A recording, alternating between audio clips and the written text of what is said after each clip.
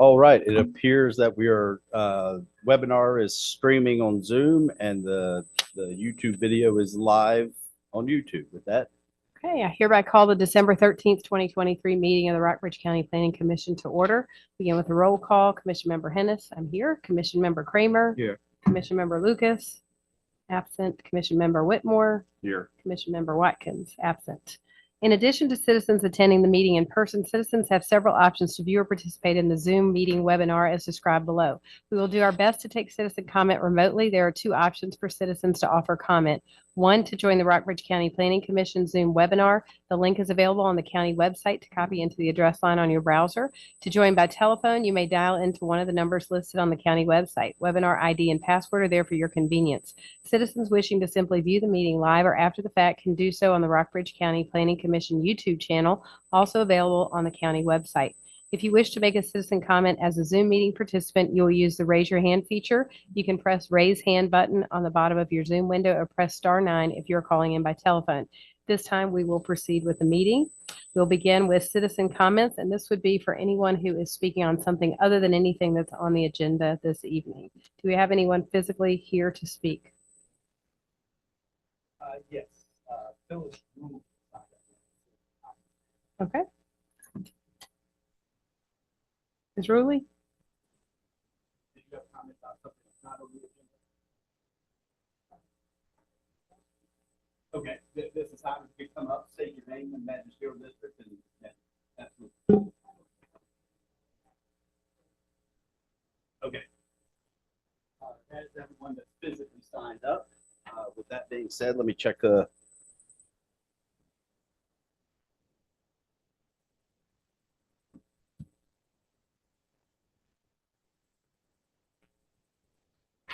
If there is someone that'd like to make a citizen comment, now's the appropriate time to use the raise hand button.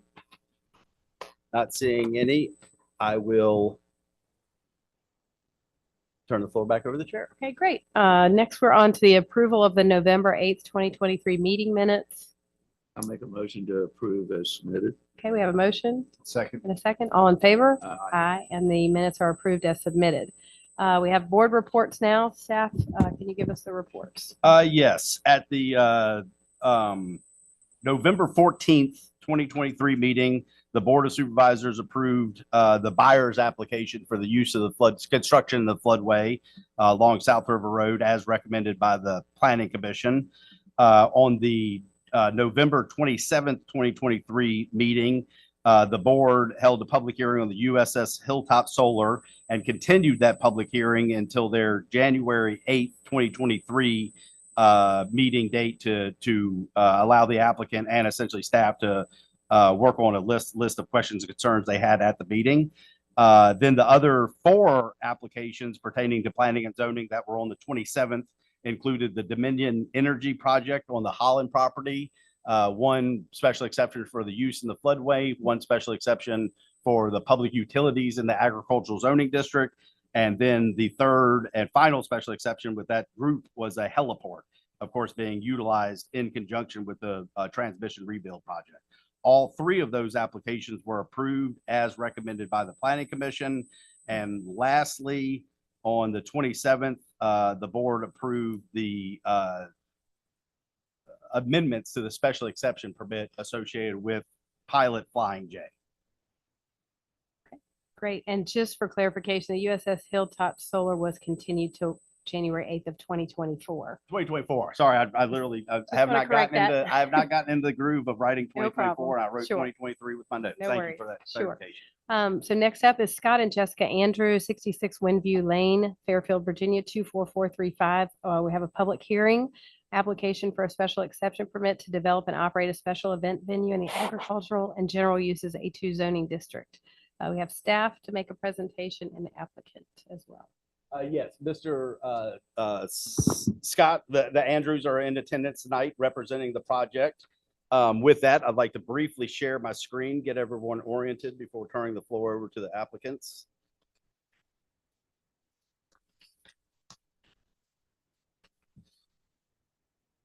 Again, Scott and Jessica Andrew are here in attendance, representing the project. Project location identified as 66 Windview Lane, Fairfield, Virginia, 24435, have made an application for a special exception permit to develop and operate a special event venue. Properties are owned by Scott and Jessica Andrews, address above, and located on the east side of Borden Grant Trail, further identified as 706. East of the intersection of Borden Grant Trail and Jonestown Road. Jonestown Road is further identified as 707. So get everyone oriented. The Andrews property consists of 2 tracts of land the properties are located in the agricultural and general use district A2 per section 603.03-24 of the County of Rockbridge Land Development Regulations. Special events are used by special exception in the A2 zoning district. The properties identified here in orange are further identified as tax map numbers 29-22-B and 39-22-B1. Totaling the 2 tracts total 57.99 acres per tax records. Property are located in the South River Magisterial District. With that, I'd like to turn over the floor to the applicants to review additional details on the application. And at the appropriate time, of course, included in your agenda item were conditions that could be utilized or have been utilized in the past with this type of application and could certainly be utilized with this one. With that, I'll turn the floor over to Mr. and Mrs. Andrews. And Welcome. and if needed, I do have your application here if needed. But I'll turn the floor over. That's also what's in our packet. Everything that you Absolutely, have is yes. what's in our packet. I don't Okay. need to use this, right?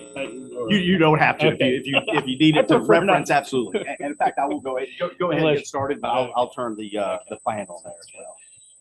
Well, I'll start by introducing ourselves. Again, Scott and Jessica Andrew. We moved here about 3 years ago.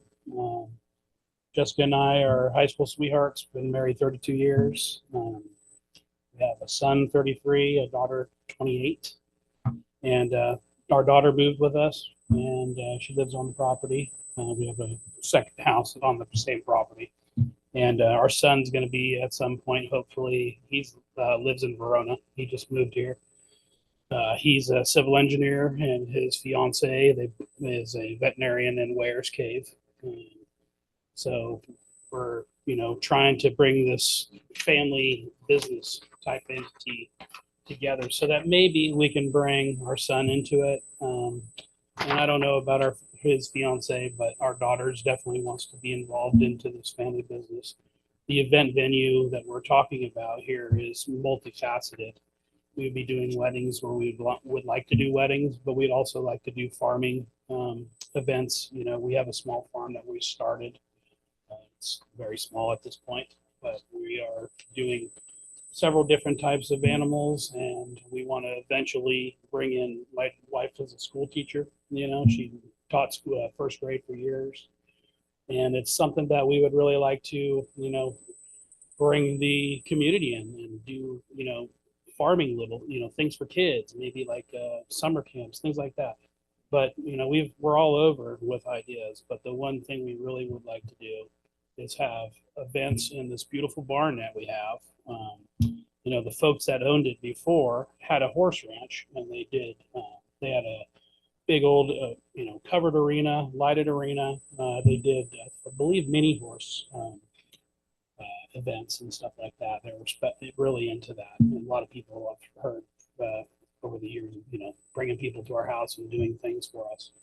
Said, oh yeah, they, used to work there. And yada yada. So it's been around for a while. It's been farmed in many ways. I believe definitely cattle's been ran on it for years and years. I don't know about anything else, but we're running cattle on it. We're farming chickens, goats. We got pigs, turkeys, and we're really trying to find out what we like to do. The goats are really more toys. They're for bringing in, for, like I said, we really want to have it for kids and people to come in and be able to, pet the animals and be part of it like that. And, really, it's a beautiful property. It has great great views. And what we're trying to do is nothing crazy. It's nothing going to be extremely noisy or anything like that.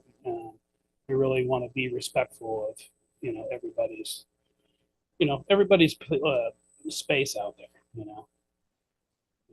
And it's a quiet place for the most part, and everybody after 10 o'clock is quiet, and we will do the same thing. We're not going to have anything loud and obnoxious. We live on the property. We live 200 feet, basically about 300 feet maybe from the actual venue. So for us, it's just more about bringing the community in, having a nice place that's affordable, comfortable, and fit that niche, because we have found with our daughter and our son are both engaged, and they're getting married, one in August or no October coming up, and then one in June, and we're going to have my daughter's wedding there, and we're doing the work anyway to make it beautiful. It sits beautifully. And so we want to continue that and utilize it for that case. And we're already we planted 80 something trees. We've lined Borden Grant with trees. We've lined our back neighbor's property with trees. We're trying to do all it takes years for everything to grow, but we planted fast growing trees so that we can, bring that screening up as fast as possible. And we have other things that we want to do too, to try to, delineate some coverage and some, sound barriers. Even, we don't plan on being loud, but even anything sound travels. So the more we can do, that's our plan. And we're buried by woods too. We have woods on the sides of us. We have big old pine tree,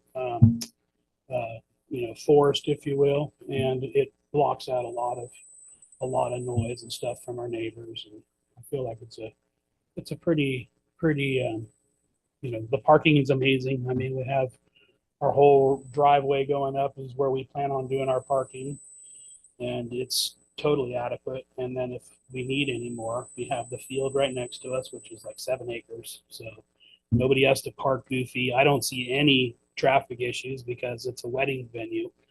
People leave at different times. They come at different times. There's 2 different routes leaving Jonestown and Borden Grant, and most people will probably hit Jonestown if they're coming from Lexington Way, and maybe if they're coming from the other direction, they'd probably hit the Borden Grant from Route 11. I've been on so many different venues that are a lot more sketchy. We put in a commercial driveway recently. We needed it anyway because our driveway was kind of off camber, but we've enlarged it because we want to do farming stuff too. And even in farming, we need to have a commercial driveway. So we went ahead and did that already with the hopes that we can do this. And we have had we've had a civil engineer out there to do septic, checked it out for septic. Everything checked out for that, no problem. We've had a architect out, and she has told us that we would need a couple in the barn. We would need to do a couple bathrooms for the amount of people we would want. And, we want to do a small, not even a real kitchen per se, but a warming kitchen in the barn. Just to have the caterers come and do their thing inside the barn so that there's, keep everything inside and clean.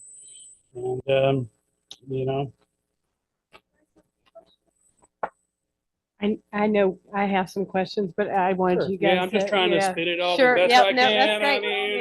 You covered a lot. There's a I lot don't know covered. about. Yeah, there's a lot covered. I A lot wasn't covered really in prepared the to even. I paperwork didn't that know we I was got. gonna have to do a ton of speaking, but bottom line is we've had all the people. We've had the fire chief out. Fire Chief Moore came out.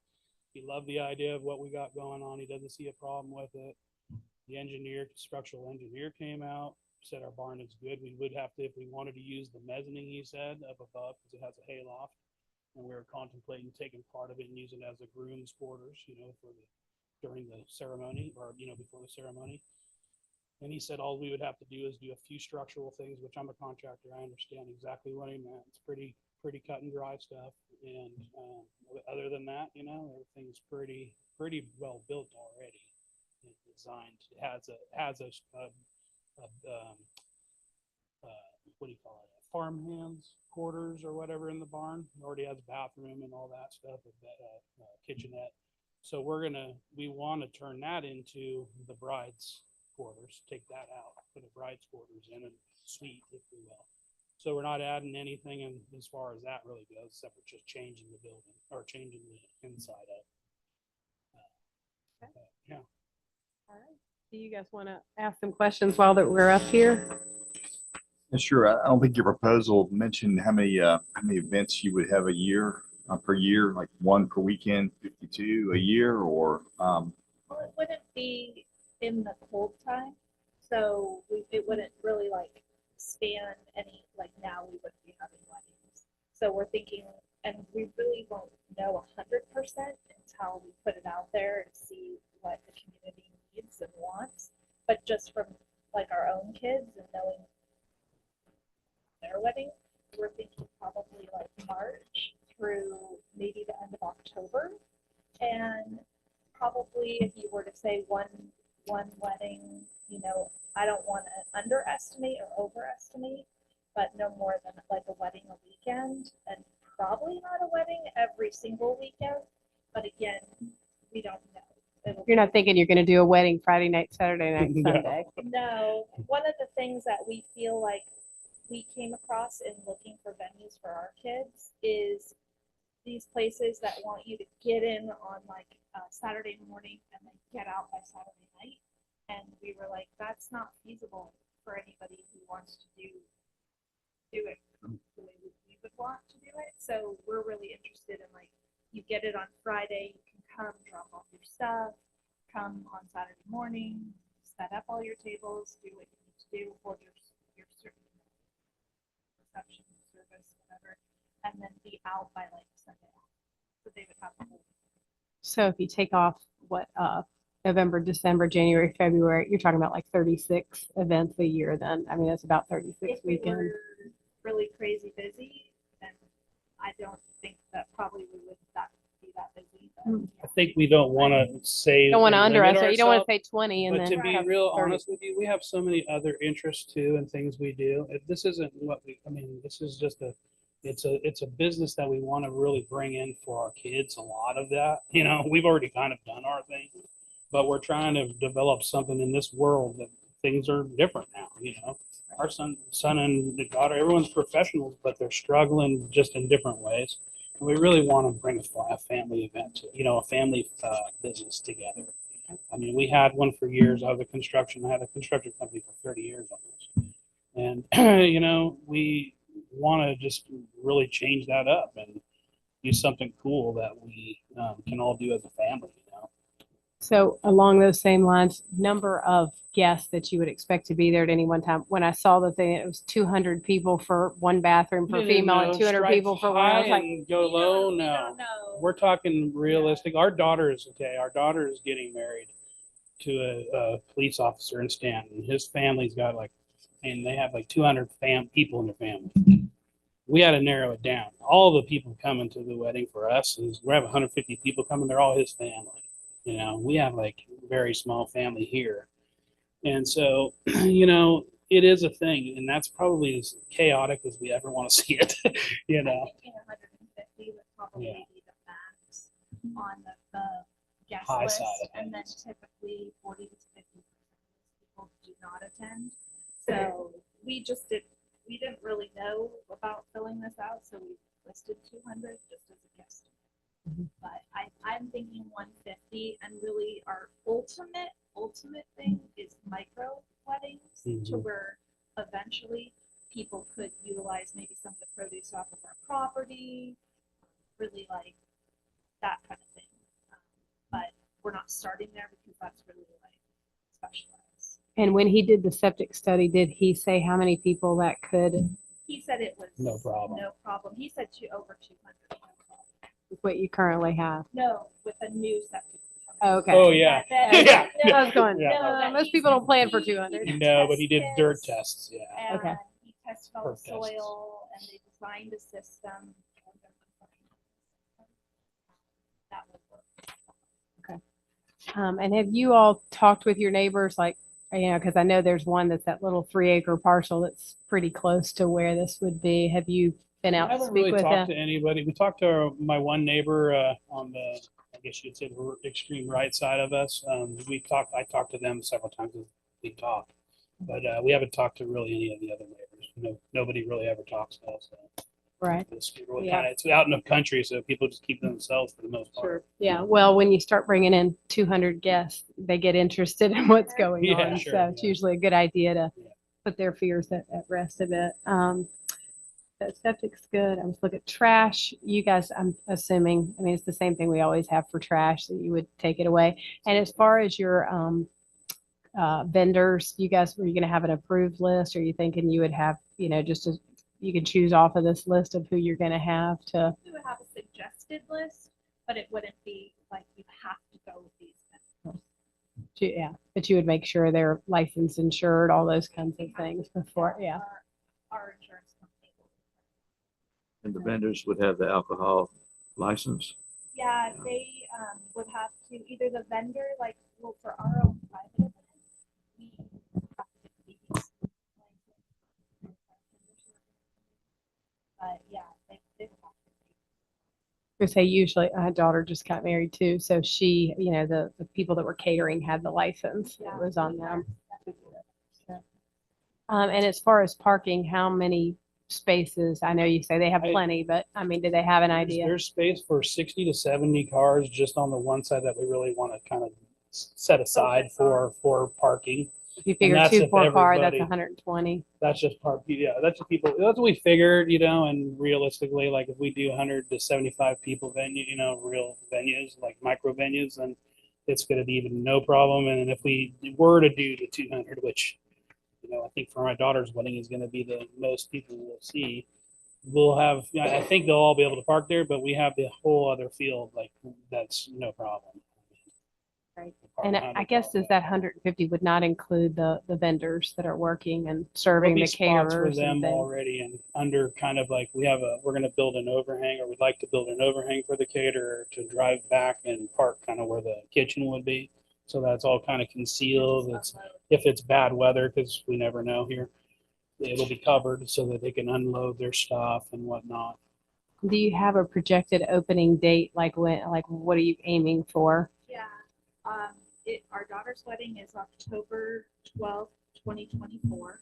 So that will be our first, but that's not, we don't need a permit from my understanding for that. So we'll just do that as a family event. And then my goal is the spring of 2025. Spring of 25. Okay. That was all of my questions. Did you have some others or? Just going back to the number of events per year, we have to have a number to kind of shoot for. So for 36. 36, That sounds about like sure. I guess. That's plenty. Some of these folks will probably have questions are going to speak after you also, just to give them a Yeah, number as well. yeah, no problem. Help us narrow it in because we're like, Yeah. And then you threw out a bunch of other different ideas. Some of those, Chris, can you correct me if I'm wrong, would not necessarily have to have a permit. The educational and farm events, you wouldn't, that you could just do that as a by right in the ag zoning. Is that correct? So we're just talking about basically weddings and reunions or retreats, I think. yeah. So all just- the other Yes. stuff would be Okay, and we talked to you about that. Absolutely. So per section 302.179B of the regulations, land development regulations, special events are defined as weddings, receptions, and reunions, which are advertised or marketed in any form, including but not limited poster, business cards, internet, media outlets, and serves as entrepreneur resources, includes fee charges for goods, services, and or whether there's a mission fee or leasing fee. And so, yeah, absolutely. It's a good point. I was sitting over here pulling up the county code. We have something that's in the county code, separate chapter from zoning chapter. We have a outdoor entertainment festival permit. It includes an outdoor music event, I should say, including an entertainment festival, but there's several exemptions from that requirement, and agricultural fairs are one of those exemptions. Okay. Also, to piggyback off of their sons and daughters' weddings, it's the family, if you will, that does not require a permit per this definition, and so it's very common. In fact, it was only last week we had someone in the Collierstown area make an application for an outdoor music event because they were getting married on their own property. Well, that was a fairly simple conversation for us, one-time event. Obviously planning and zoning would start asking questions if you had,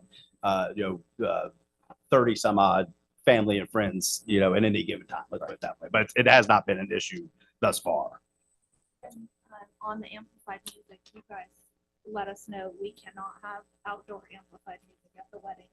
So that'll all be inside the bar. Yeah, inside and enclosed. And so what we had talked about, and it may be prior to, we are holding a public hearing this evening, obviously. Prior to the public hearing, it would be beneficial for me to review the draft conditions that have been utilized in the past. With that being said, one thing that we had talked about is that a draft condition is any amplified music must be within an enclosed structure. So we define structure in the zoning code, but we do not define enclosed. Well, enclosed means closed in, enclosed all four walls and enclosed in. And so in my opinion, it would allow for, it would obviously allow for a door to be open here, there for ingress and egress, not saying that, but as far as opening barn doors and allowing that amplified music to go out, that would not meet the would not meet the criteria of the current condition.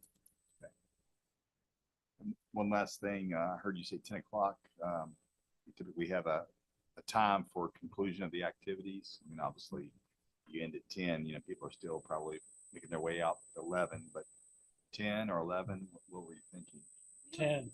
10, Gone. You want them out? Gone. Yeah, I mean, we live here I too. think we had to do that at Big Spring too. Like we had to Yeah. wrap it up at 9:30 because they had to be gone. Yeah, I mean, we're gonna do it. We're not gonna be out there chasing people, but we're gonna make it very well known. And we're gonna have a contract that's pretty, has all these things in the contract. And that would just be Friday. It says Friday through, Friday and Saturday, right? So Probably one day a week. is what And no we're thinking. special events, but just to give you some latitude in case you ended up having a Friday Might and be a a time where Saturday. people were squeezing them in or something. I mean, by God's grace, if that happens, that'd be awesome. But Right. I don't know. But what we are hoping for is to make a little bit of revenue in a family business on a property. It's not to, totally go crazy and Right. be ridiculous. Sure. That's exactly what we're trying to get away from. And we don't like that from any neighbors that we've ever had, and we would not do that to our neighbors. We're very respectful. Okay. Thank you. would it be Christian, beneficial for I was gonna say, prior do you to want the me to public go through and hearing? read these? Well, these I can questions? because I Yeah. have some notes. Okay. So these were included in the agenda item, and it's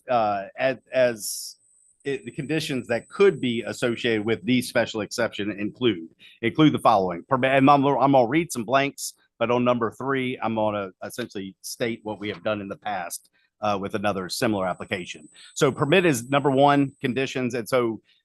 For the general public's knowledge, conditions, the planning commission has an advisory role in the special exception process. They have the ability to recommend approval with conditions, recommend approval without conditions, or recommend denial of the project. Regardless of how that recommendation goes, that is forwarded to the Board of Supervisors.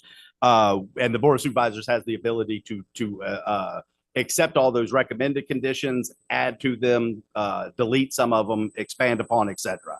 So number 1, and before I start, the conditions do run with the land. Special exception permits run with the land, meaning that when and if the Andrews sold the property, that the special event venue special exception permit would go to the next owners, but also the conditions would also run with the land.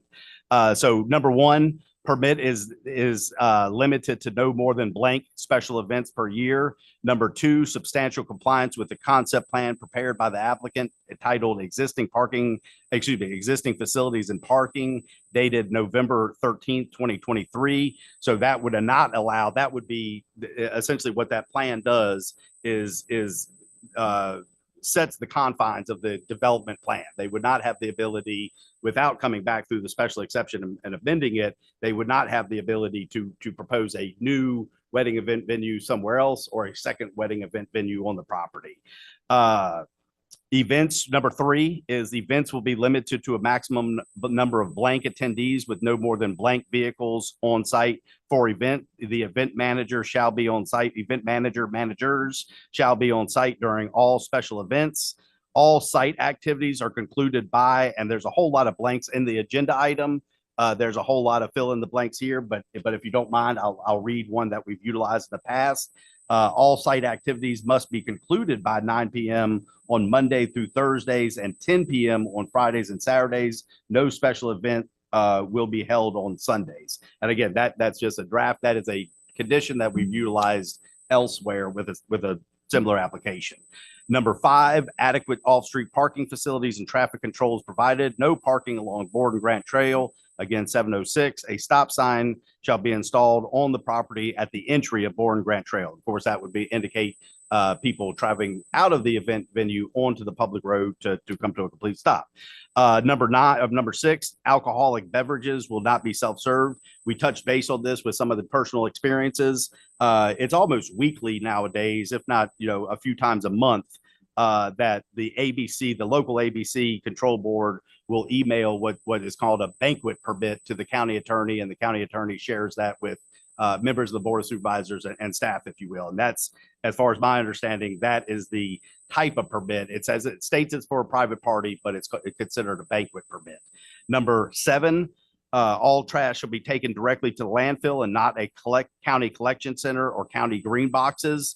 Number 8, touch base on this, but I'll reiterate it. Any amplified music must be within an enclosed structure. Number 9, loud lighting shall be in compliance with section 1303.03, which is the general lighting requirements, and section 1303.04, general design requirements of the County of Rockbridge Land Development Regulations. A little bit of emphasizing on that point is we do have a fairly restrictive lighting ordinance, but it pertains to some uses in the agricultural zone, but it does not pertain to agricultural zone as a whole. And so with that being said, the general lighting requirements and the general design requirements are the most of the regulations fall under those two.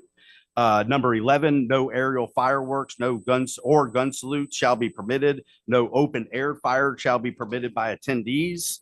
And number 11, final draft condition, I'll say, is approval contingent upon County Building Department, Virginia Department of Transportation, VDOT, of course, and Health Department approval. So we've touched base on those. The benefit, the purpose of reading those is just to allow the public to understand how conditions can be crafted for the individual project. And that is the unique part, as you know, with special events, special exceptions, they are unique to the said property. Okay, thank you. Okay, I think we're fine with you guys, and if you want to have a seat, and then if we need to bring you back up, we can. At this time, we're going to open the public hearing. If there's anyone physically present who would like to speak, Mr. Sladen is going to call you up. If you'll come up and state your name and your magisterial district, and just a reminder, we do have a 3-minute time limit on your. Thank you. Yes, and so we have the first person is Miss Liz Murtaugh.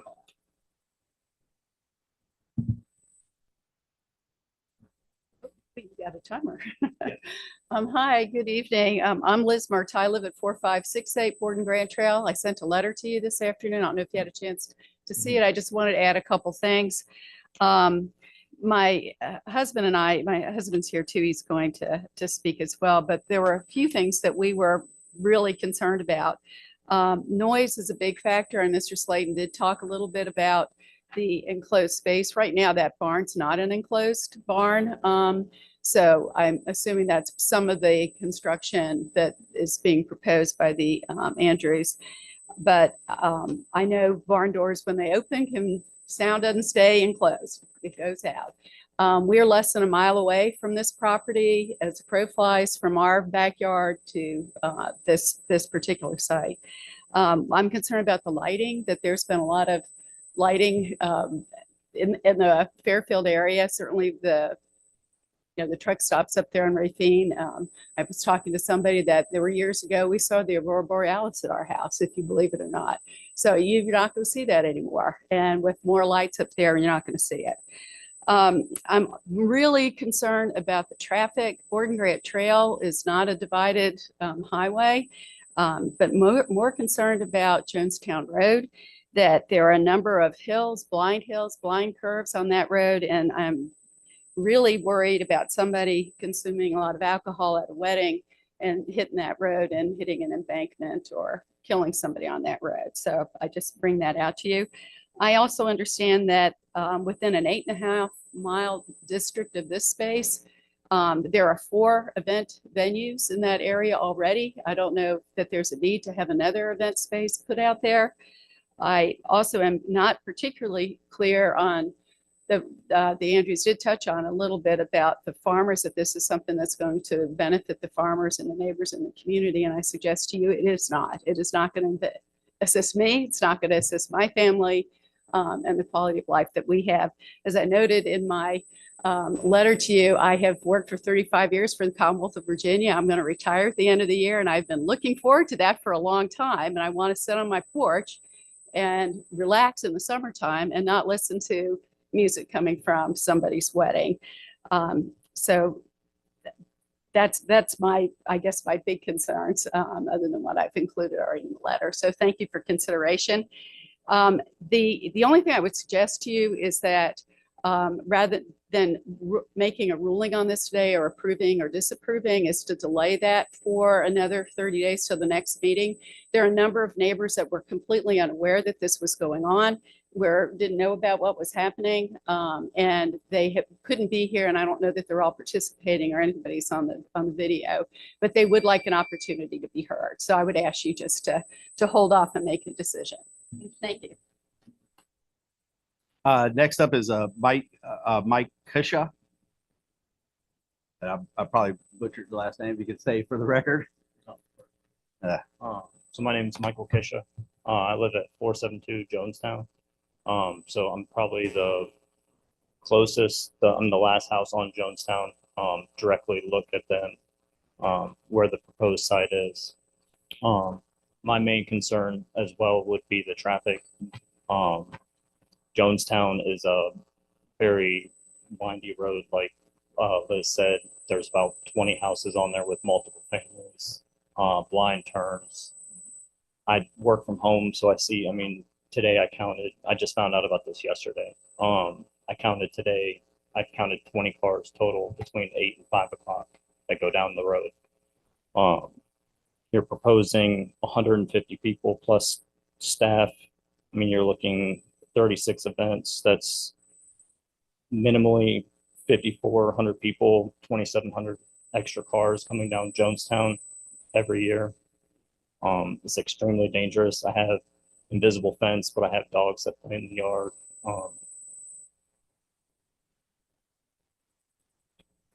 I have multiple other noise and light concerns as well. Like Liz said, it's kind of hard. Like I said, I just found out about this. So any sort of continuance that you all can give to actually look into some of these concerns would be greatly appreciated. Thank you.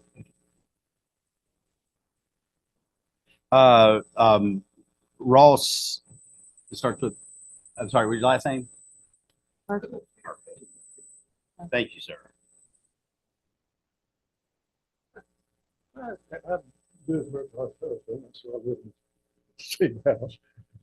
My main concern is that somebody can come here and buy rural farmland that's sown agricultural and then present a plan for the use of that land. It's not agricultural at all. It's a commercial money-making enterprise on the assumption that this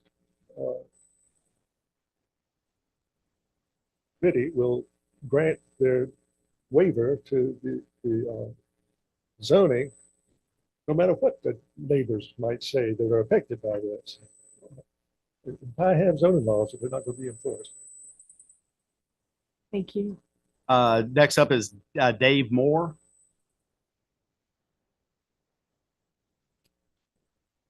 South River, right on Jonestown Road, straight looking right into the new folks' yard.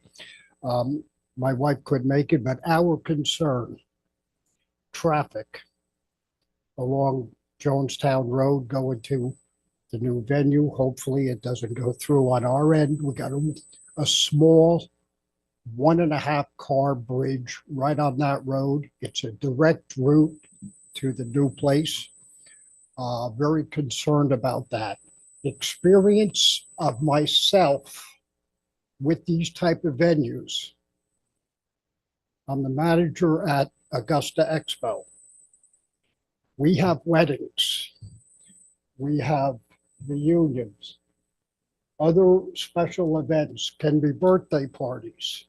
We have bands, loud music.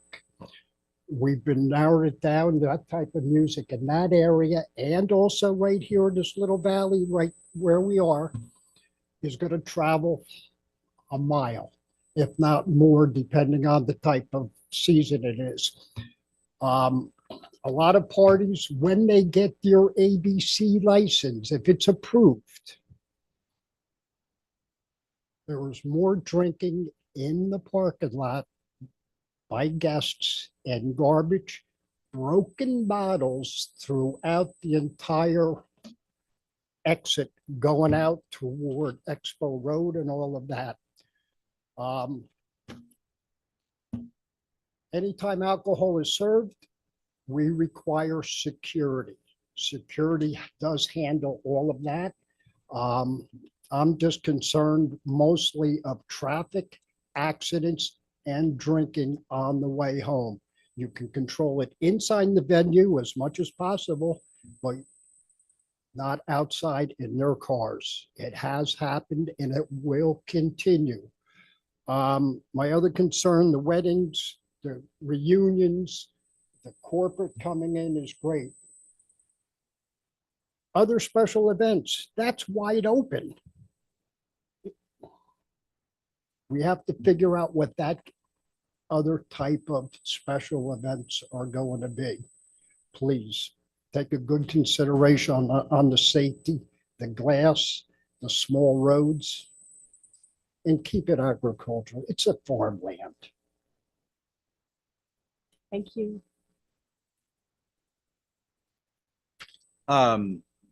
Jessica and Scott Andrews were signed up, but y'all, absolutely, yes, ma'am. And that is everyone that's physically signed up, but we'll recognize anyone. Anybody else present that would like to speak? If we have someone.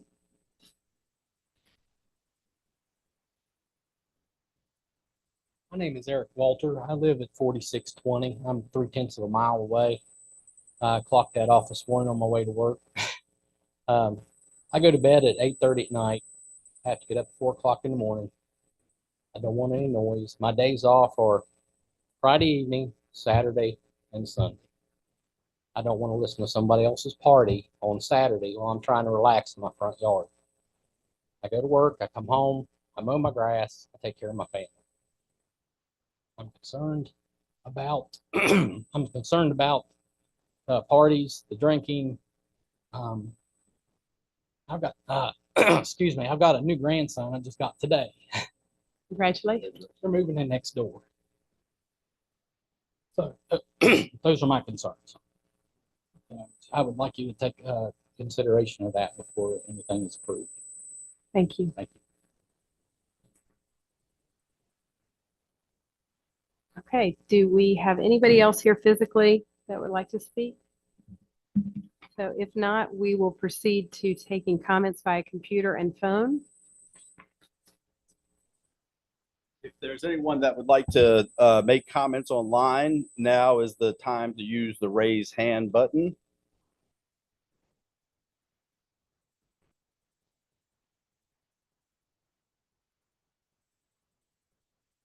Maybe a few more minutes or a few more seconds rather. If anybody, any attendees would like to make a comment, please utilize the raise hand button.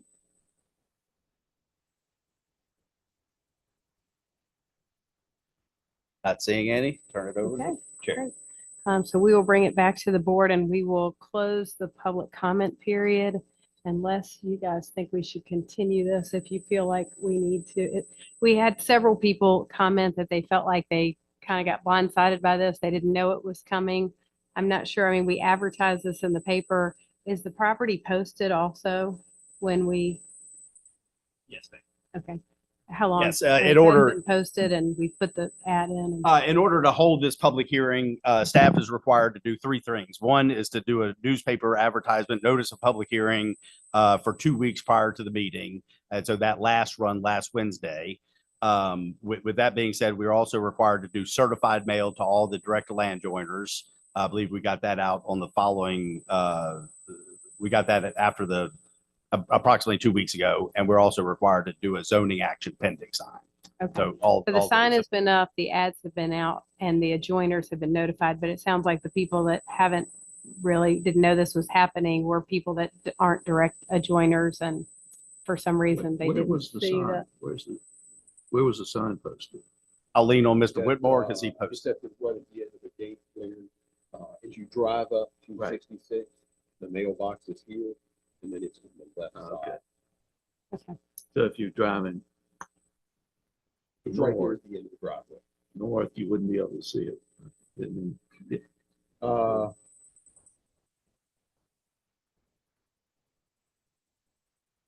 Didn't see the sign. Okay. facing out to the road. Right. Yeah, I'm just thinking about that, because if you're driving by, I mean, these are all neighbors that are here. I guess if you're driving by, you're not looking to the right down their driveway to see the sign. But I mean, I have some concerns that the applicants didn't talk to their neighbors and their neighbors didn't know what was going on. So in some regard, I feel like we need to allow them an opportunity to have some more input, because it does directly affect them. But, I'm certainly going to pull it back to you guys to see. I mean, if we do that, we don't want to close the public hearing. We want to continue it if we're thinking we want to continue this. Do you have a? I know, obviously, we have a very neutral role. Staff, as far as planning and zoning staff, has a very neutral role in this process. With that decision is completely on the outcome of this, and that decision on continuing or closing is completely up to y'all as a commissioner. Okay. With that being said, in order to continue it, and this is no problem at all, but just for the public's information, in order to continue it, we would verify that the zoning action pending sign is still there. We would also do additional Yeah, newspaper okay. advertisements and additional certified mail. Mhm. But just for the public's information, Right. that's. Well, the and process obviously, I moving think now the word has gotten out to the neighbors. Hopefully, they're going to talk to their neighbors and, make sure so everybody feels like that they can be part of this process. But that's just my That's fine with opinion. me. So, I think it's fair. I mean, if you all were trying to start March of this year, I'd be a little concerned about your time frame, but I think it's fair to give everyone a little more time. And We were actually.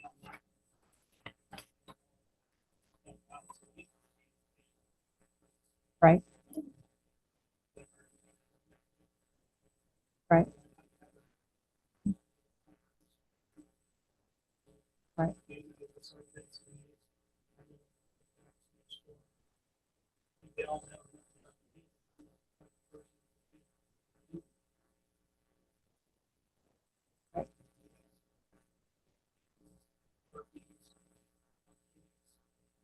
I just, right. I just think, when you're going to propose a special exception, it is a good idea. I mean, it's really incumbent upon, right? Yeah. Yeah.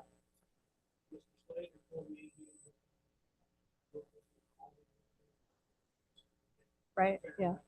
Yeah. It's generally incumbent upon the applicant to, get out there to make friends, to basically explain it.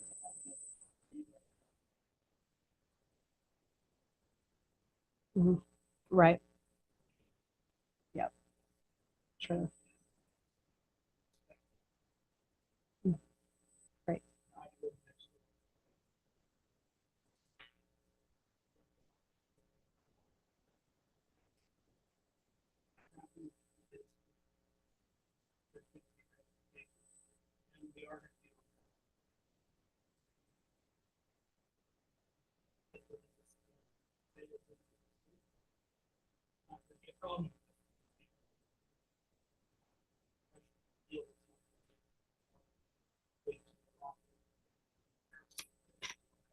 Right. Okay.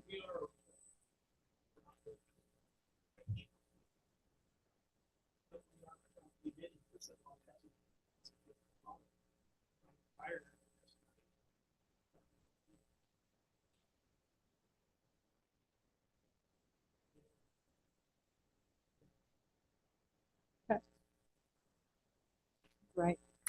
Okay. Okay, with that, I make a motion to continue the public hearing to the next meeting of the planning commission on January the 10th, 2024. I second. We have a motion and a second. All in favor? Aye. Aye. Okay, so we'll continue this. Hopefully this will give you guys an opportunity to meet and greet and give the neighbors an opportunity also to reach out. Okay, thank you all for being here this evening. The next item on the agenda is the Life Chapel. Mr. David Lively, Senior Pastor and President, 70 Hines Lane, Lexington, Virginia, 24450. We're having a public hearing on an application for a special exception permit to develop and operate a campground in the agricultural transitional AT zoning district. If we would like to do a 2-minute break, if anybody. That's great. Welcome to stay with Life Chapel, but we all like to. Yep, depart, 2 minutes, that's fine great. as well. $1 do you want to borrow? I don't have any cash, I'm sorry. Crystal. Beat on it. Yeah. Drink will fall out. Chris, you don't have $1 I can borrow, do you? I think I do. Scott and I truly don't have.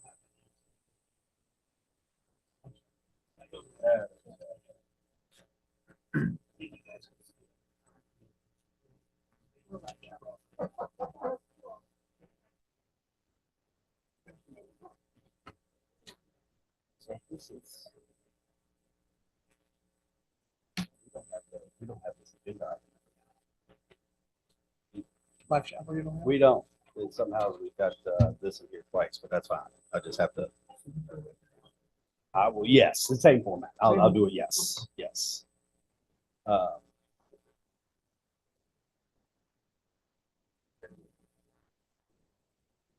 So.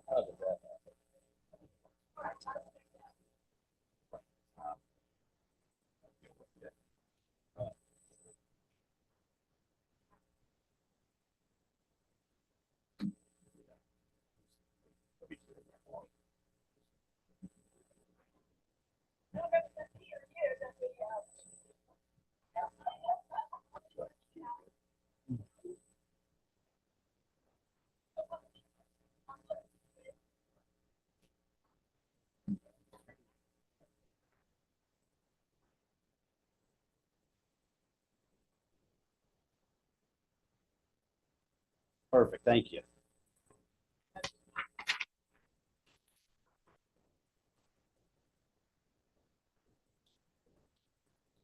Fair enough, yeah, yeah.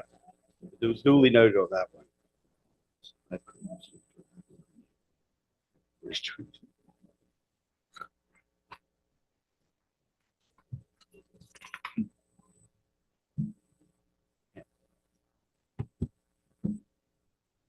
All right. All right, we can go ahead and get reconvened. So I apologize, but I just realized that we had the Scott and Jessica Andrew agenda item there twice, and we failed to put in the Life Chapel. With that being said, Mr. David Lively, Senior Pastor and President of Life Chapel Incorporated, is here in attendance representing the project. It's located at 70 Hines Lane, Lexington, Virginia, 24450. And he has made an application on behalf of as the president, I should say, of the corporation for a special exception permit to develop and operate a campground. Properties are owned by Life Chapel Incorporated, located at 70 Hines Lane, located on the west side of Hines Lane, further identified as 854, approximately 650 feet south of the intersection of Greenhouse Road and Hines Lane. Properties are in the agricultural transitional zoning district per section 603B.03-8 of the land development regulations. Campgrounds are used by special exception in the zoning district. With that being said, bear with me. I'm going to share my screen and get everyone oriented prior to turning the floor over. We can shut it. Well, we can't shut it, but I can. Oh.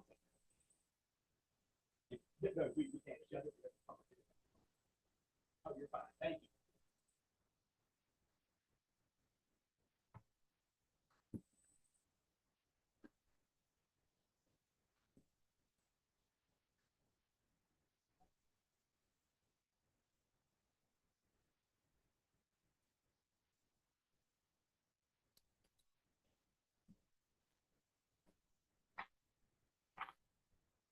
All right, sorry about that.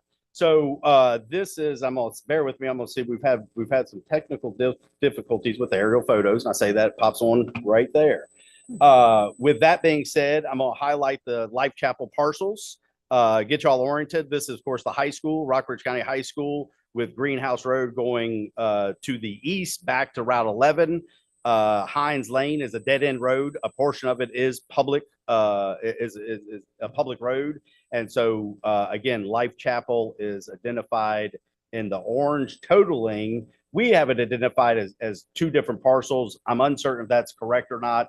I apologize, I had not had an opportunity, but the total acreage per tax records is 4.83 acres per tax records. With that, I will turn the floor over to the president of Life Chapel. Bear with me, I'm gonna stop sharing. And sorry, it was not working with me for a second. Thank you. I'm David Lively, and what we're requesting is a location of one trailer behind the building that you can't, in the location that was on the picture, you can't see it from the street. So that it is to be used for missionaries and for evangelists who come into town for our church. And it will help us basically save funds. Instead of paying in a motel, we could put in that travel trailer right there on the site. And the big benefit would be we're a small congregation, and it would help us cut some funds and expenses to do this. The location in question is right adjacent to a location to hook up the sewer and the water, which would be public usage, and the electricity would be tied to it as well. Do you have a drawing of the size? They do, yes. It's a 10 by 40 location, an approximation of what we intend to put there if given permission. The only use would be for people who are, as I said, either ministering to the church or, and if possible, our college has an internship program that all the ministers who are getting their credentials have to serve a couple of months in a congregation. So we could get us an on-site youth pastor, which is a big deal for us, that we wouldn't have to pay for because they can't get a salary because it's a tuition kind of a deal. So we would have access to something that we could put them on the property with. If you have any questions, but I'd be glad to answer whatever they would be. No, when I saw campground, it made me nervous. And then I was like, oh, wait, it's singular. one trailer. Yes. So like, I was like, One campground. place. Yeah, no. And honestly, the location we've selected from the street, you can't see it. It's directly behind the building. Even when you're coming down Hines Road, it's still around the backside enough to where you couldn't see it from the street. Or from the road. And what would be like the longest term that somebody might live there? I mean, it wouldn't be permanent housing. It would be a couple months. No, yeah, it would be a shorter period of time. If we could get them for the couple of months for the summer, if we can, if we hired a youth pastor who could come in, we would put them there until we could get them a house, and that would be us having finances to be able to afford to hire someone for that purpose. Sure. Okay. You all have any questions for Mr. Lively? No, thank you. Okay, thank you so much. So at this time, we are going to open the public hearing. Do we have anybody physically present to speak?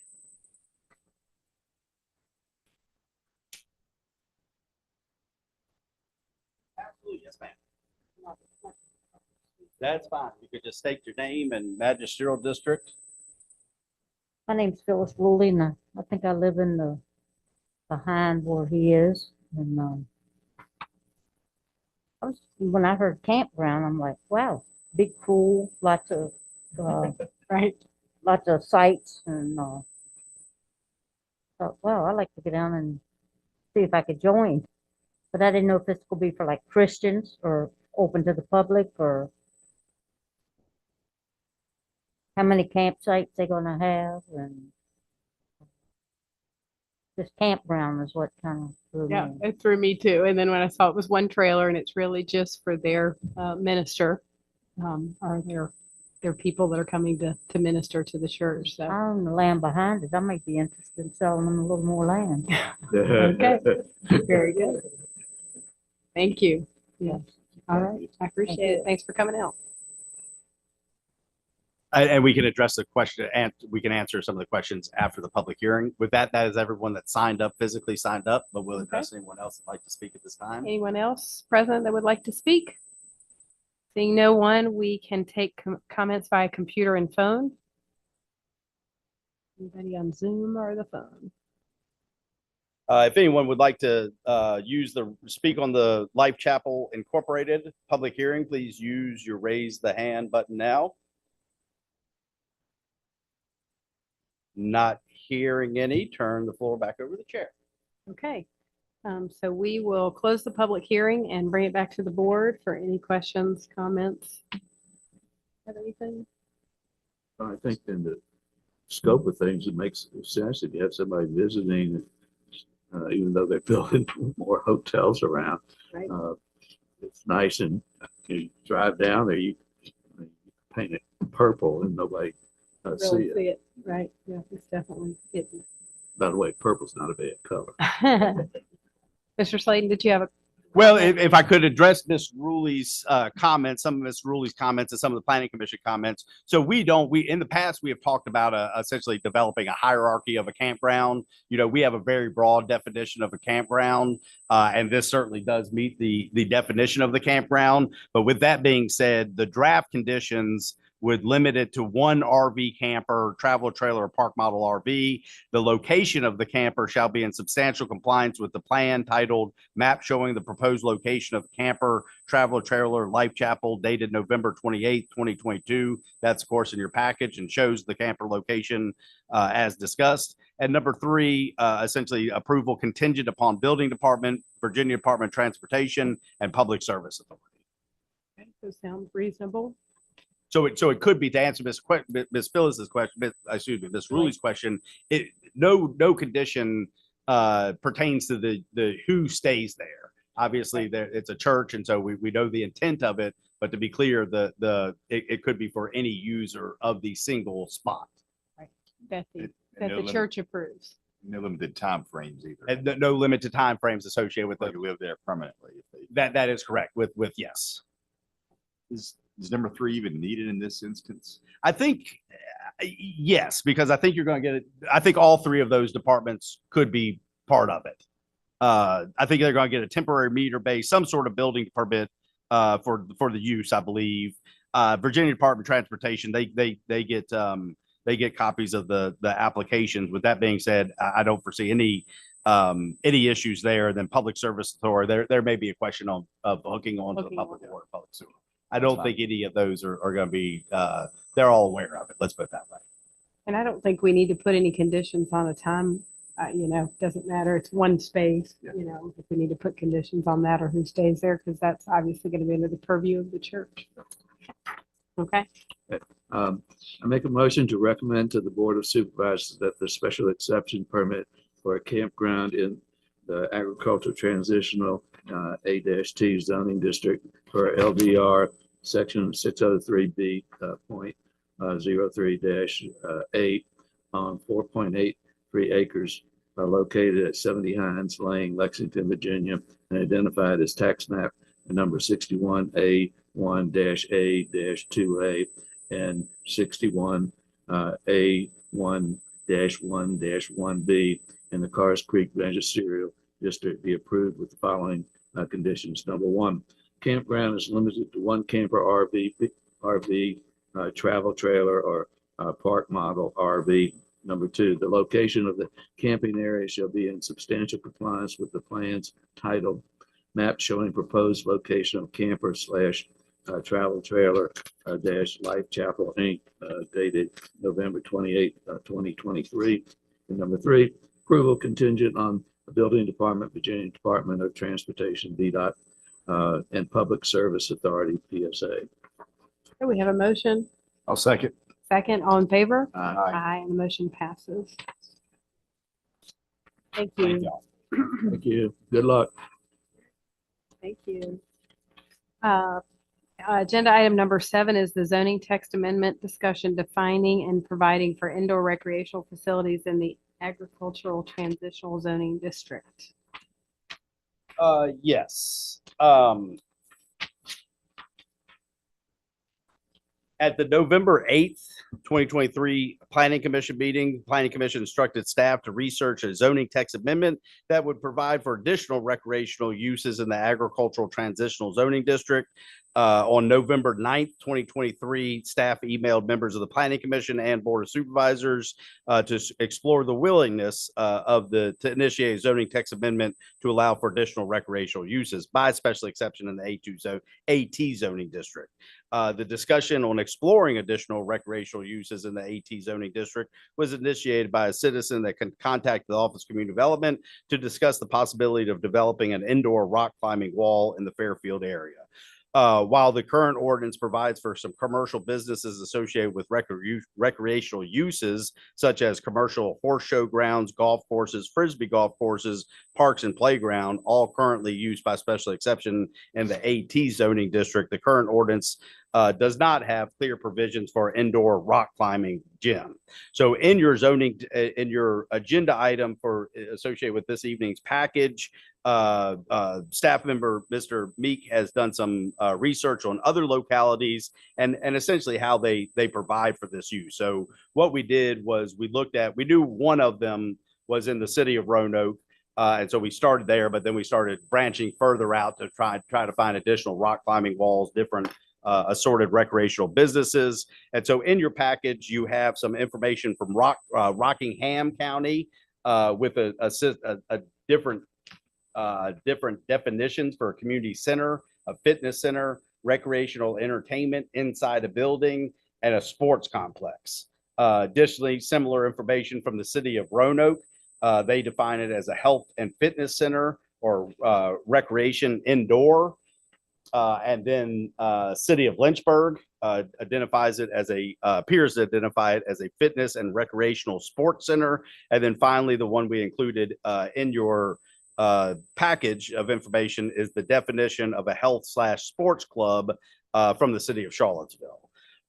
With that being said, I think part of the discussion at the November 8th, 2023 meeting was currently we have a definition of parks and playgrounds. I can get that if needed. But again, there was not a clear course of action or clear path forward for indoor rock climbing gym based on the parks and playground definition we currently have. In my opinion, there's also sort of a fallacy with the existing ordinance because while parks and playgrounds are permitted use, parks and playgrounds are used by special exception in some zoning districts. In those same zoning districts, parks and playground are permitted use if a part of approved subdivision. So I sort of know the intent of, I think I know the intent of what a parks and playground as far as approved subdivision go. But if you read the definition, you obviously have to be consistent. So one of staff's recommendations with the proposed zoning text amendment, if it's the will of the Planning Commission to proceed with the zoning text amendment for this type of use would obviously talk about these different definitions. There's one that sort of stood out more to staff, if you will, than others. And then also talk about removing the parks and playground as a part of approved subdivision in the current ordinance.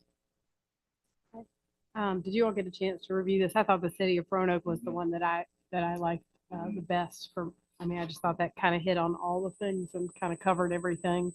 That staff would agree. Absolutely. That's the one that the recreational indoor was in our opinion, the cleanest one there associated with indoor recreational uses. And of course, that was some of the conversation, individual conversation was not necessarily to limit this to a rock climbing wall, but essentially, other obviously indoor we need to be recreational thinking purposes. broader, so we're not coming back every little bit to add something to it. So, so at this point, if we ask you all to draft some language that we can, draft an amendment, I guess you advertise it, or you draft it, bring it back to us, and then that's what's advertised. Or well, we could certainly. I feel comfortable with additional conversation. I feel comfortable, taking the outdoor recreational and amending the ordinance and essentially taking that to public hearing next month. To be clear, what I'd like to add on to the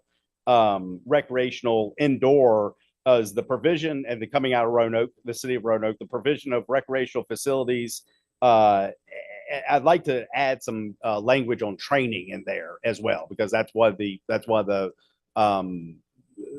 purposes of the zoning text amendment, to clarify that it also includes some training, schooling, that type of thing.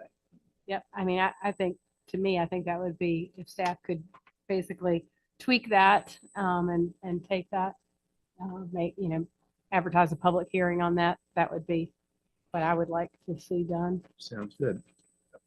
And we would require a motion to instruct staff to take the Okay. draft language associated with indoor recreation to public hearing for the January 10th, 2024 meeting. I'm getting better at saying 2024. It's hard to do. There you go.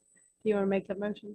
Yeah, I'll try to repeat that. I'll make a motion for staff to bring to the January 10th, 2024 Planning Commission meeting a draft of the zoning text amendment to include indoor recreation and its definitions.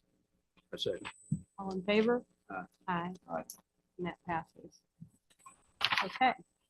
So we are on to agenda item 8, which is solar committee discussion and appointment. And we have discussed it, and Mr. Whitmore here is willing to serve on that Perfect. for us, if that's, We're very appreciative of the board's action to create a solar committee.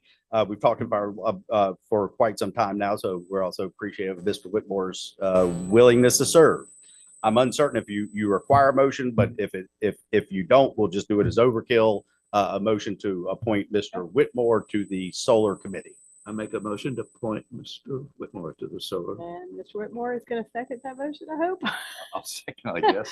All in favor? Aye. Aye. Okay. Very good. Thank you, David. Just to cover ourselves. Now we are looking at zoning text amendment discussion as additional zoning text amendments to discuss in 2024. Yes, and this is a very, I'm not as prepared as I would like to be with this one, but we have essentially we have a lot of work to do in the land development regulations. And in some cases, I've said consistently that in some cases it's an antiquated ordinance. With that being said, the couple that have come up several many times are being propelled forward by one particular project is and this actually came up several many times in 1 month last month, is the ability to have duplexes in the agricultural and general use district. So at one time we did allow for single family dwelling and duplexes in the agricultural zoning district. It was probably 15 years ago. We removed that, went through the zoning text amendment to remove that duplexes. And it wasn't necessarily about one particular or multiple issues with duplexes in the agricultural zone, but at the time it was essentially the heyday of 2005. And we had one particular large development in the Fairfield area that was coming through. I think it was going to be 180 lots, if you will. It concerned a lot of people with traffic and everything else. And then that developer realized that he could do duplexes. So he said, hey, I'm going to do duplexes on all of them. I think he was just trying to get, the most they could at the time. So, and I'm not looking for on any of these, I'm not looking for, instruction to take it for public hearing, but rather to talk about it next time. So that's the first time, is the discussion on duplexes in the agricultural zoning district. Currently, it's a use by special exception, and multifamilies are used by special exception in the transitional zoning district. So we could talk about all of them and come back at the end of this conversation, or take them one at a time. If you think there's merit to put it on the agenda for next month to have further discussion. Yeah. Okay. So the next one, this is propelled by an individual, potential individual project. Currently, we allow for general stores, country general stores in the the A2 agricultural transitional and AT. We've had a lot of conversations about, well, I won't say a lot, but we've had a handful of conversations about reopening a lot of the general stores. When I moved here, there were a whole lot more in 1990-ish than there are now. 2 in Colliers-Town, you may remember, 1 in Carrs Creek, that type of thing. With that being said, I'm not saying they're a thing of the past, but we have one family that is exploring a general store, but their idea is also to incorporate a restaurant in that general store. So as far as similar uses in the transitional zoning district and the A2 zoning district, we allow for what's called a country inn in a A1, A2, and AT zoning district, and permitted in B1, rightfully so, but used by special exception in A2, A1, and AT. And I say a country inn. Country inn is a short-term rental, overnight accommodations, bed and breakfast, used for lodging. Owners may not live on the property. Direct bookings to the general public. However, the restaurant component is in there, and it says a restaurant is operated on the premise which provides meals to the guest and may provide meals to the general public. And so the purpose of this one is just to bring the potential zoning text amendment to discussion with the general store. And to back up a little bit, the current definition of a general store is a single store which offers primarily most of the following articles: bread, milk, cheese, fresh meats, vegetables, canned, bottled foods and drinks, tobacco products, candy, papers, magazines, and general hardware articles. Gasoline may be offered for sale, but only as a secondary activity of the country general store. So one fairly simple zoning text amendment would be to draft a language take the language from the country inn, what states a restaurant may be operated on the premises, which provides meal to guests and may provide meals to the general public. Obviously with some modifications. Wanted to put that out there as well to see if there's any merit on discussing that zoning text amendment in the essentially January. I think so, especially if you've got somebody that's inquiring about it. I think we have a look at it for sure. And we do have essentially a grandfathered country store that has a restaurant. And to back up a little bit, we're all familiar with Lane's country store. That's not the one I'm referring to. I would not say, as the zoning administrator, they of course have, I think it was the world around ham sandwich. I've ate many of them. Top 10. Absolutely top 10. I think it was I can't remember which magazine. I'd butcher it if I tried. With that being said, I would not consider that that is not a restaurant like we're talking about. That's obviously a deli counter.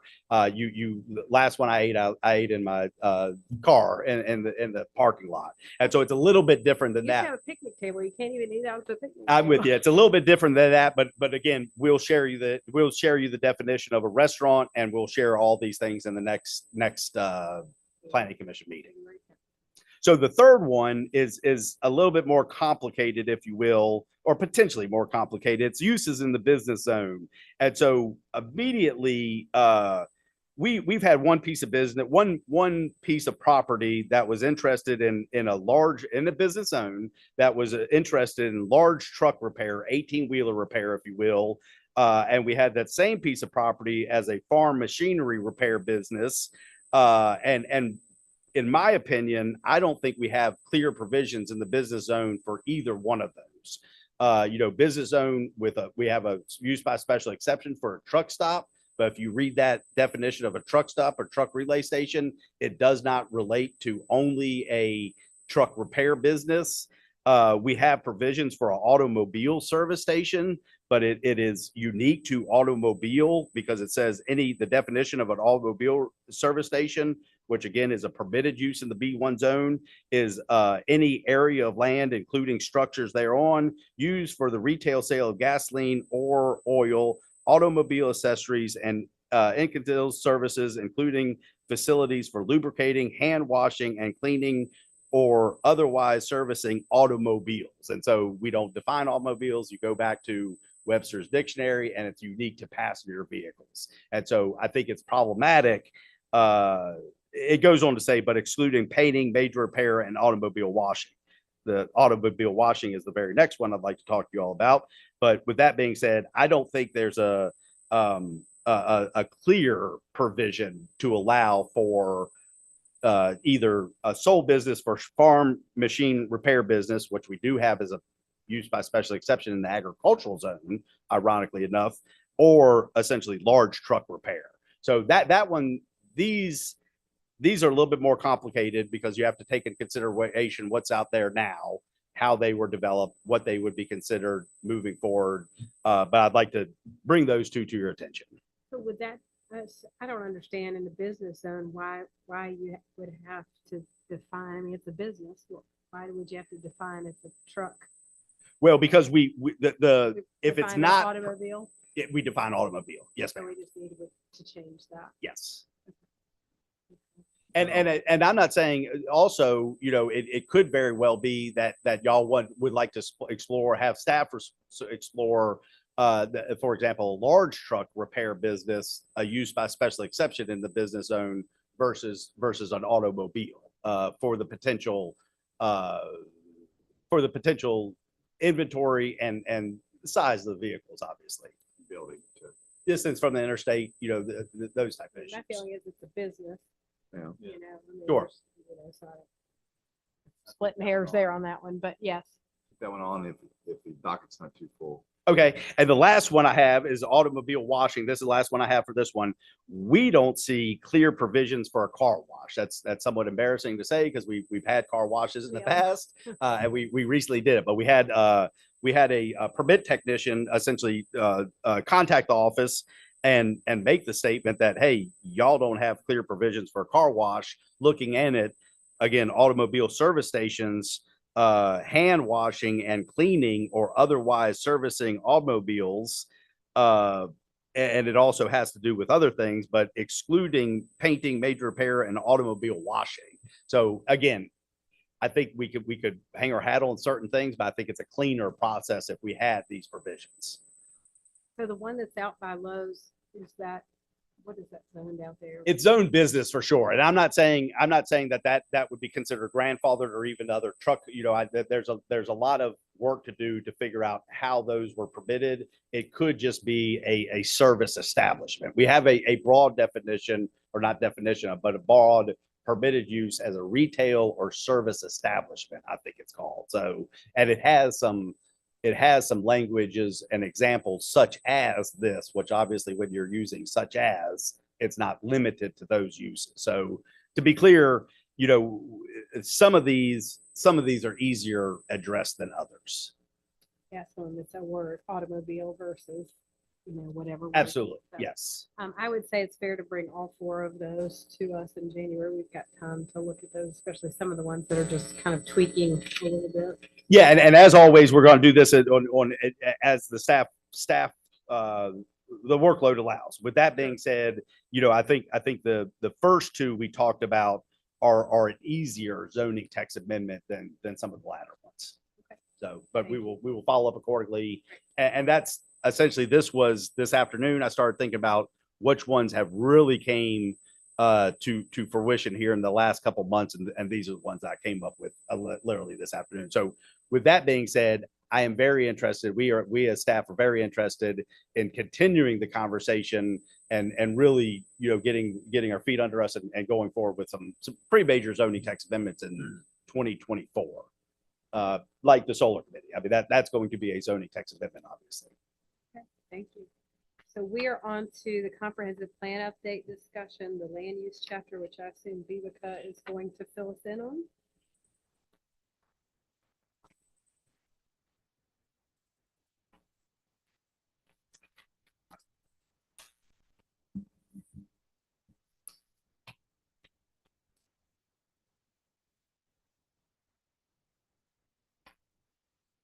So just briefly, we did cover the community facilities chapter last meeting. I don't have any necessarily updates for you at this time for the land use chapter, but just letting you know that we are continuing with making the updates to that.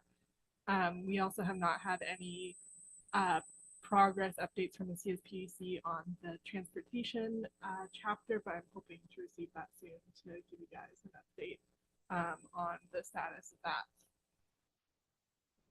I think that's about it. So we've started the conversation with the GIS office on updating some of the parcel information with the land use chapter. We've started the conversation with the mapping, and this is, we of course, as always, we have a lot going on. Our goal is still to get the comprehensive plan to public hearing in the first quarter of 2024. With that being said, the lingering chapters are the transportation plan that, as reported, the CSPDC, the Regional Planning District Commission, is doing a turnkey chapter for us there, and so that will be inserted. But the land use chapter is a very I've always said it during the past year of giving y'all the updates of the comprehensive plan discussion and chatting about that. The land use chapter usually is the largest chapter that the general public is interested in, unlike historic figures, natural resources, those type of things. With that being said, we'll continue to plug away as best we can with the goal of the first quarter of 2024. Seemed like yesterday we'll get it done before the end of the 2023. Well, that was easy to say in January and February, March, and it started getting harder after that. But as always, I applaud because efforts on all the chapters. She's done a tremendous job, and we'll continue plugging away. Great. Thank you for your work on that. And the last is Community Development Committee update. We did not have a Community Development Committee meeting this previous month, but we are scheduled to have a meeting. We are having a meeting, I should say, this upcoming Monday, the 19th. Monday, the 19th. So it's definite. It is definite. Vivica sent an email out at like 5:30 or something like that this afternoon. So yes.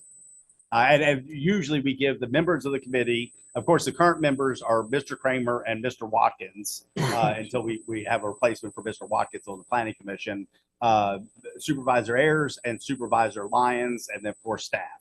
And so we usually give, it's not an agenda, it's a committee, so it's not the same format, if you will, but we do have topics of discussion. So with that being said, I can't remember all the topics of discussion that are coming up. But I know we're talking about the solar committee. I know we're talking about zoning text amendments, previous planning commission, previous board of supervisors. That's essentially the normal discussion points. I'd just like to say thank you to Mr. Whitmore and Mr. Kramer for being great about showing up, because we couldn't do this work without you showing up. So I do appreciate that. We do have hopefully somebody coming to take Mr. Watkins' position in January, or we think it's going to be February? So I think I've reported individually. I've had multiple conversations as of late yesterday evening. I had multiple conversations, and Supervisor Lewis, as always, is doing a tremendous job reaching out to people, trying to find a replacement. That has obviously not happened yet. With that being said, I think it's a correct statement to say the Walker's Creek Magisterial District representative with the Planning Commission term expires on January 28th, I believe it is, of 2024. So this would not have been Mr. Watkins' last meeting, but the next meeting would have been as far as a term expired. Let's put it that way. So we will continue working with Supervisor Lewis on that. Right. Anyway, just wanted to say thank you guys for showing up, and thank you guys for everything you're doing. Absolutely, and absolutely back to you, Ms. Simmons, for sure. Y'all have been, Okay. y'all have been Well, on. we will adjourn the meeting. Can we have a motion Motion to adjourn. in a second? Oh, second. All in favor? Aye. We're adjourned. Very good.